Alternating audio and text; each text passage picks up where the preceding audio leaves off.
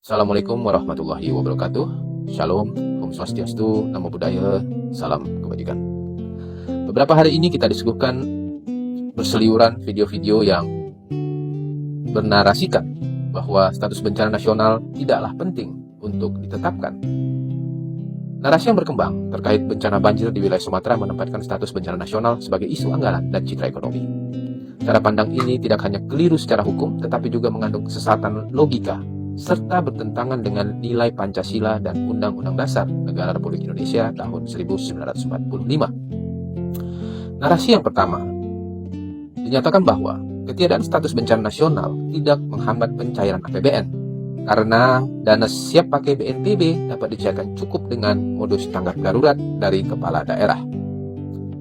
Narasi ini mereduksi status bencana nasional menjadi persoalan fiskal, padahal status nasional adalah pengakuan hukum bahwa dampak bencana telah melampaui kapasitas daerah dan wajib ditangani secara nasional. Hal ini memiliki false equivalence logical fallacy atau kesetaraan palsu. Mengatakan status nasional tidak penting karena dana bisa cair sama seperti mengatakan rumah tidak perlu dinyatakan roboh karena penghuninya masih bisa tidur di tenda. Benar bahwa tenda membantu sementara, tetapi tidak mengubah fakta bahwa rumah sudah tidak layak huni. Narasi kedua, kehadiran TNI, Polri, Basarnas, dan anggaran besar menunjukkan negara sudah hadir penuh tanpa perlu status bencana nasional. Secara hukum, kehadiran aparat bersifat operasional. Kehadiran negara secara konstitusional mencakup rehabilitasi, rekonstruksi, dan jaminan hak korban jangka panjang. Jika hal ini diterapkan, mengandung Huxley generalization, ya, artinya adalah generalisasi yang tergesa-gesa. Analoginya seperti menyimpulkan pasien sembuh total hanya karena ambulan sudah datang. Padahal pasien masih butuh operasi dan rehabilitasi jangka panjang.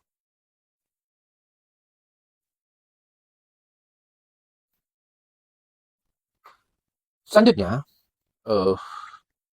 narasi yang berikutnya adalah penyelidikan pembalakan liar dan mafia kayu tetap berjalan tanpa status bencana nasional.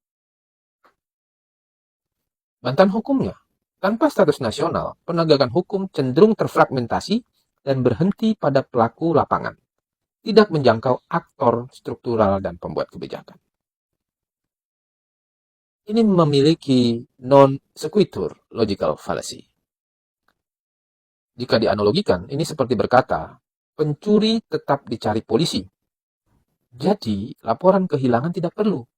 Padahal, laporan resmi justru memperluas kewenangan dan tanggung jawab hukum. Berikutnya, dinarasikan bahwa status bencana nasional hanya bisa ditetapkan jika pemerintah daerah lumpuh total. Bantahan hukumnya, syarat lumpuh total tidak pernah ada dalam Undang-Undang Nomor 24 Tahun 2007. Analogi ini hal ini dapat dianalogikan seperti membuat aturan palsu bahwa pasien baru boleh dirawat jika sudah pingsan, lalu menolak perawatan karena pasien masih sadar. Selanjutnya, narasi yang berkembang. Aceh 2004 dan Palu 2018 dijadikan pembenaran. Presiden ini tidak dapat mengalahkan hak hidup dari kewajiban konstitusional negaranya. Ini sama saja mengatakan tetangga dulu tidak ke rumah sakit meski sakit parah. Jadi saya juga tidak perlu ke rumah sakit.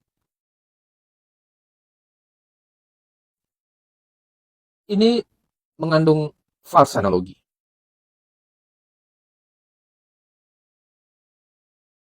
Berikutnya, penetapan bencana nasional akan merusak ekonomi dan pariwisata. Saya ingatkan bahwa konstitusi tidak menempatkan ekonomi di atas keselamatan jiwa. Jika hal ini diterapkan, ini sama saja seperti analogi menolak evakuasi gedung retak karena takut toko tutup sementara. Padahal nyawa terancam. Berikutnya dinarasikan juga bahwa hujan hanya pemicu, cukup fokus lingkungan tanpa status nasional.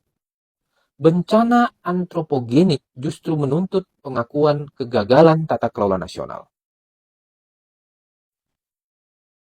Ini sama saja dengan berkata, pilih salah satu, padamkan api, atau selidiki penyebab kebakaran. Padahal, keduanya harus dilakukan bersamaan. Kesimpulan saya, narasi penolakan status bencana nasional terbukti salah secara hukum, cacat secara logika, bertentangan dengan Pancasila, dan berpotensi melanggar Undang-Undang Dasar 1945. Dalam negara hukum Pancasila, mengakui bencana sebagai nasional bukan kelemahan, melainkan bentuk tanggung jawab negara terhadap kemanusiaan, keadilan sosial, dan konstitusi.